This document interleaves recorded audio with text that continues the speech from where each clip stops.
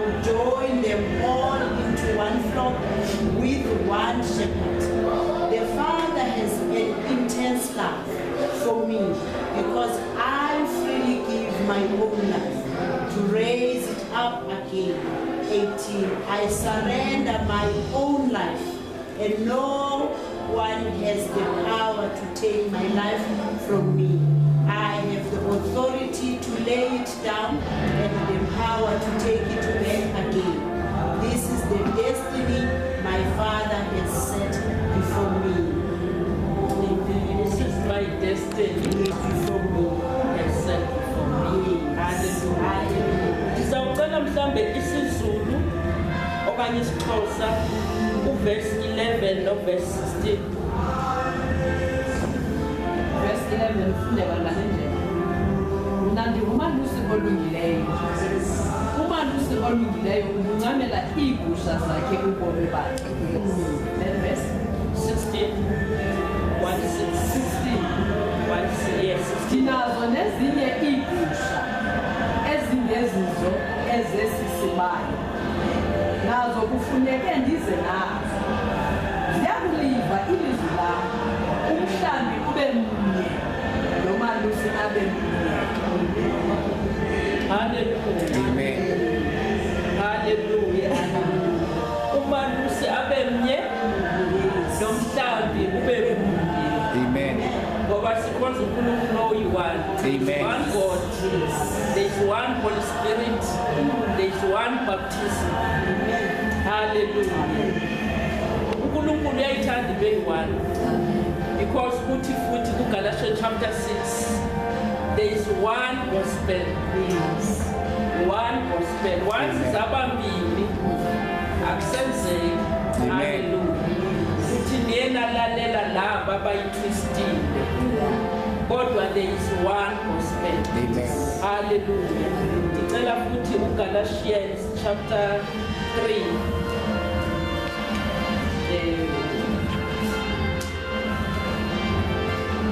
Abanye nje sizawutsho mhlambe oyi-one angandifundela Galatians chapter 3.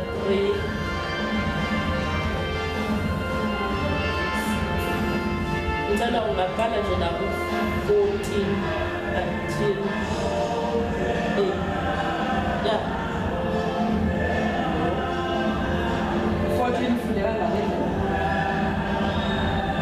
Yonke lento yayijonge ekubeni intsikelelo eyathenjiswa uAbraham nguThixo ize igqithiselwe kwintlanga uKristu khona ukuze thina simamkele ngokholo umoya owathenjiswa nguThixo. Verse 15 kunesabhethi lethi umthetho kunye nesithembiso. Mawethu makhe ndinike umzekelo oqhelekileyo. Akukho umnqophiso ogqityiweyo, akukho bani unokujika okanye awongeze. Verse 16. Ngokuya uThixo wenza izithembiso kuAbraham nakumzukulwana wakhe. Izibhalo azitsho kuAbraham ukuthi kwinzala yakho, ngokungathi zithetha ngabantu abaninzi, kodwa zithi kumzukulwana wakho. Zithetha ngomntu omnye qha onguKristu. Ngicela usifundele no-17 udibene apha ngo-TPT 17 and 18. Xa nditshoyo ke ndithi umnqophiso odikwe nguThixo awunakudikwa ngumthetho ofike emva kwamakhulu 430 eminyaka. Amen. Ukho umnqophiso, ungekho nokusitshitshisa isithembiso sikaThixo. Eating up 17 or 18. This means that for TPT, this means that the covenant between God and Abraham was fulfilled in Messiah and cannot be altered. Yet the written law was not even given to Moses until 430 years later, after God had signed. Hallelujah. God signed the contract with Abraham. The law then doesn't supersede the promise, since the royal proclamation was given before the law. If that were the case, it would have nullified what God said to Abraham We received all the promises because of the promised one, Amen. not because we keep the law. Amen. We received the promise not because of the law, Yes. but because of the promised one. Hallelujah. Okuthi ukuthi kuJesu lo. Uveza uPaul athi akuzange kwathiwa abantwana, kwathiwa umntwana. One. Hallelujah. Ngoba kaloku babezabhide ukuthi ngoku xa kungabantwana. Ngoba ne-gospel uzabhideka xa kuthiwa the-gospels. There is one gospel, the gospel of grace. Amen. Not the gospel of law, not the gospel of sin, but the gospel of grace. Hallelujah. Amen. Yes, it means inkulu lenda, it means kahle kahle. Uma sifunda John chapter 10, lithi izwi lenkosi, Jesus is the good shepherd. It's so King James law, the Bible less prophet. Amen. Hallelujah. Wonke but uyabona ukuthi uprophethile. Ikhona lento baba kazaphinda sitshele ngayo mhlawumbe King James. Amen. Yeah, ngoba ke yiyo uNkulunkulu akathetha naye ngayo.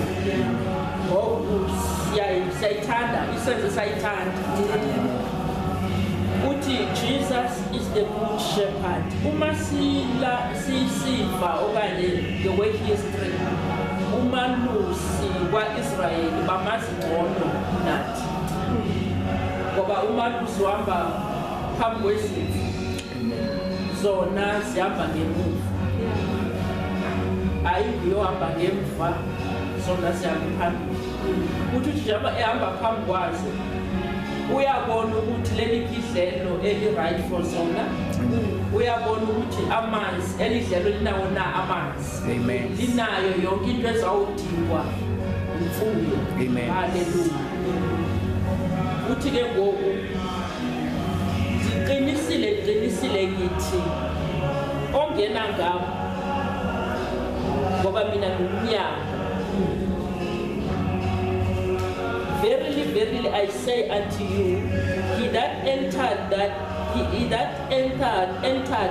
not by the door into the sheepfold, but climbed up some other way, the same is a thief and a robber. UJesu awukwazi ungena kulo mhlaba ngaphandle kokuthi ungene ngoJesu. Awukwazi ukujampa, awukwazi ungena ngendlela. Amen. And uma isibaya ngosi nasemakhaya, isibaya akukho kaningi ukuthi sibe neroof, kodwa siba nomnyango. Amen. Yabona, okutsho ukuthi wena ngena ngomnyango sizakumangalela uma ungena izijamba kwasona nje zawethuka sigade umuntu ongena ngomnyango. Hallelujah. uJesu ke ngokuthi mina ngisapho. Amen. Uma ingena ijampa iyazothusa izinto. Siyamangala ukuthi endena kwenzekani. Hallelujah. Uthi ke ngoku ongena ngabo ufumana amajele. Yes, ufumana ile ndithi uma uNkulunkulu eyiveza le ndaba ukuthi umnyango uma ungena kuwo ungena kuJesu ufumane lento edingwa nguwe ngelixesha. Amen. Hallelujah. Njengoba singeni lapha omnye unesidingo kodwa uyasifumana. Singene kuJesu. That is why the I am. The problem ofika nayo ufika isute lento ma ozengayo. Hallelujah. If ingene ngingekho right, ifike ngithola uphila. Amen. If ungene une shortage yokutya, ufike uthole provision. Yes. Hallelujah. That is why ethi singena sifumane amadlelo. Amen. Hallelujah. La madlelo nguye osibolela kuwo. Hallelujah. Iziqaleki lithi lokho wapha sisiqalekiso ukuze thina sibe isibusiso. Amen. Okusho ukuthi uma singena esibusisweni. Yes, yenye i-provision ekhona kuJesu. Hallelujah. Siyalazi leli bali leli, silazi kahle. Uthi uverse 6 sizawajampa nje amanye ngoba indaba yakhe kuverse 11, the good shepherd, no verse 16. Yes. Uthi ke ngoku kuverse 6, this parable spake Jesus unto them, but they understood not. Zange bamve what things they were which he spake unto them. Babenganga uyazi ngicela ophethe uTPT amfundele ifootnote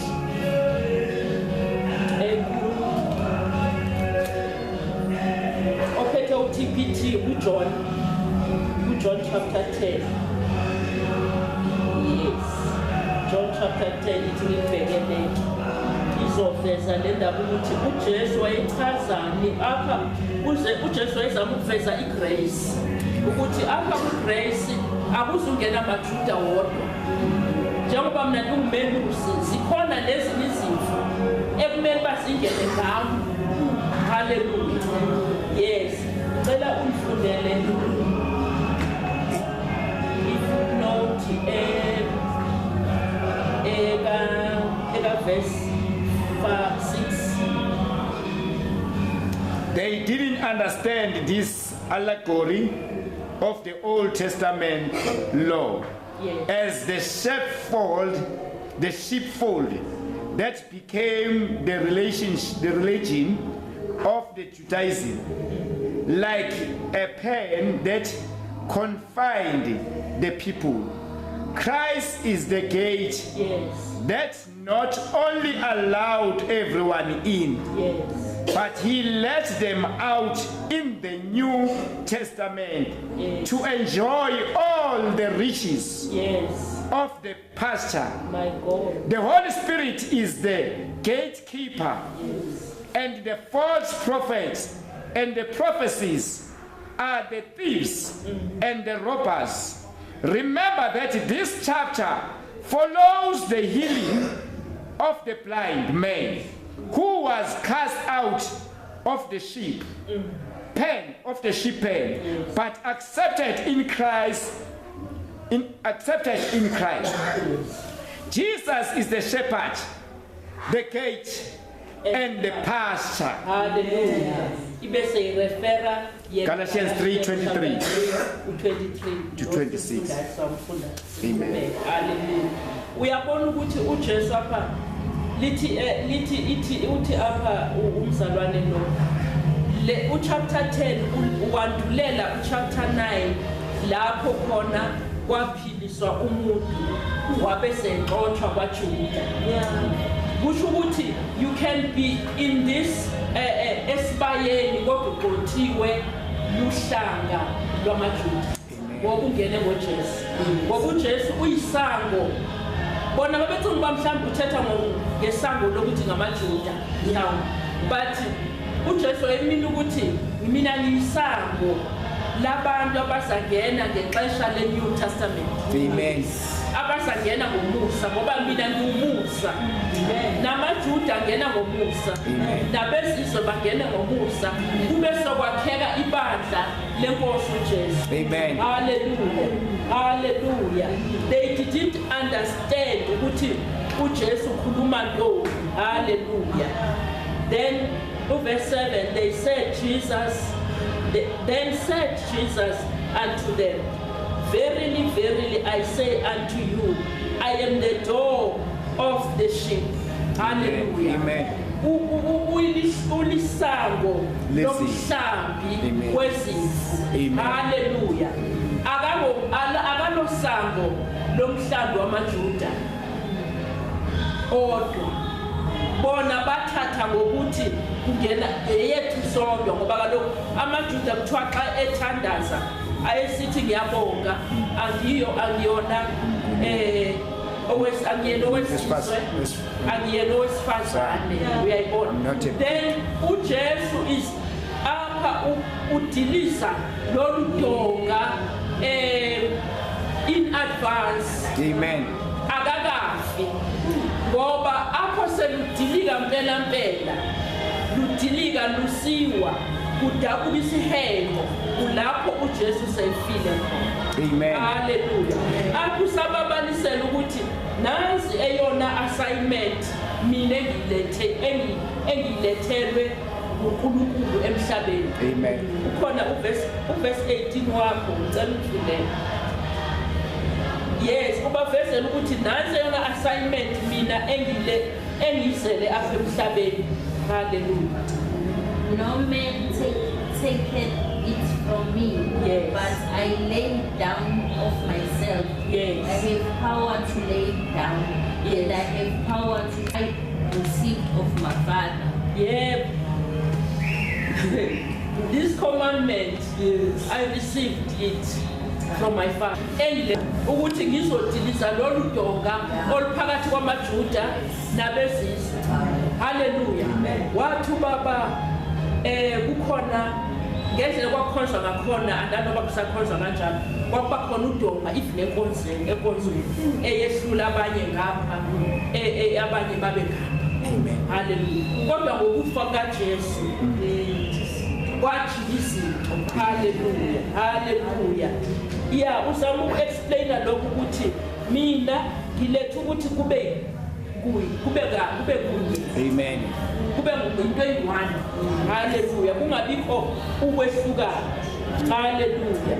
Uthi lokhu angizenzeli kodwa is a commandment enginikwe nguNkulunkulu uBaba. Hallelujah. Uthi verse 11, I am the good shepherd. Amen. The good shepherd giveth his life for the sheep. Hallelujah. Hey. Izwe sifundile uma siyonikela lithi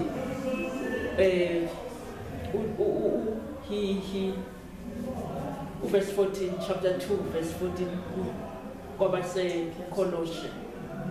Kolose uthi yabethelwa incwadi yamatyala ethu. Amen. Yes, eyayisimangalela. Uthi he, uma sifunda sithi he. Yebo? Ngicela sifunde kahle. Kusho ukuthi le ncwadi yamatyala ethu yayibethelwa uNkulunkulu uJesu. Having cancelled the charge of our legal indebtedness, which stood against us and condemned us, he has taken it away, nailing it to the cross. Yes, he.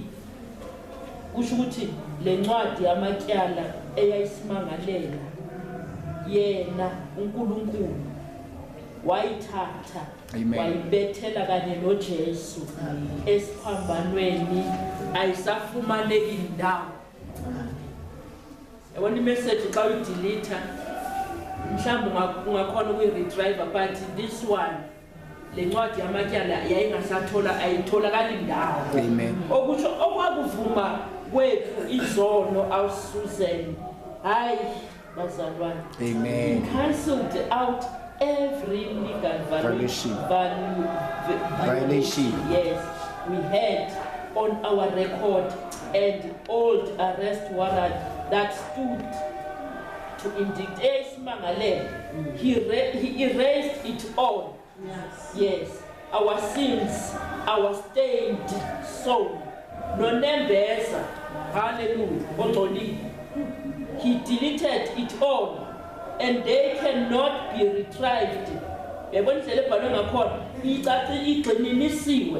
They cannot be retrieved. Hallelujah. Amen. Ilento ke uJesu akayizama ukuchaza ukuthi hey liphelile ixesha lokuthi kube khona uhlamvu oluthile, nohlamvu oluthile, Amen. nohlamvu oluthile.